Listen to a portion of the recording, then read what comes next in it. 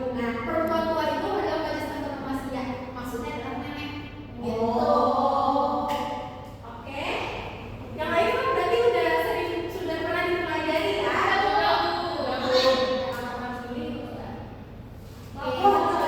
Ini ada salah satu contoh. Ya, ada salah satu contoh dari teks hikayat. Ya, judulnya hikayat Panji Semiram. Ada yang mau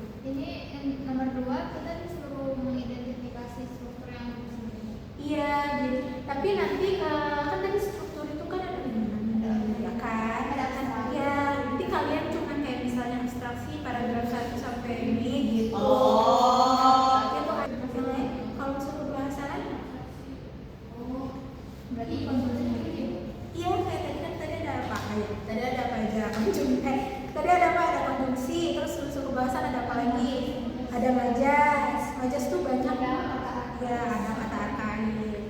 Nah gitu, kira-kira ada nggak di dalam teks kayak kalau nggak ada, kata arkaik itu gampang, pilih aja pokoknya yang kata kayaknya katanya tuh kayak kayak aneh gitu. Nah itu ya. Nah,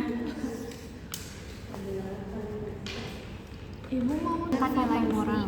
yang kaya akan nilai moral dan kehidupan. Akan nilai moral dan Nilai moral dan kehidupan.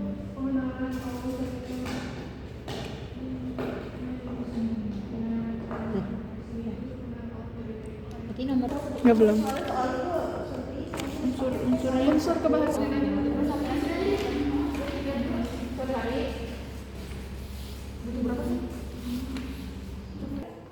Oke, tadi pengerjaan kata KPD-nya sudah selesai semua. Oke, bentuknya sudah sesuai dengan yang tadi ya sebelumnya. Sekarang Ibu minta untuk salah satu kelompok maju ke depan untuk mempresentasikan jawabannya ya. Oke, kelompok dua.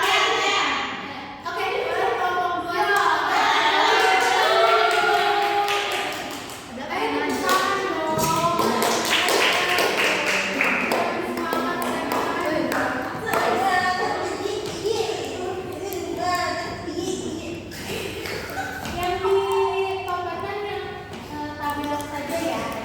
Iya. Oke. Oke.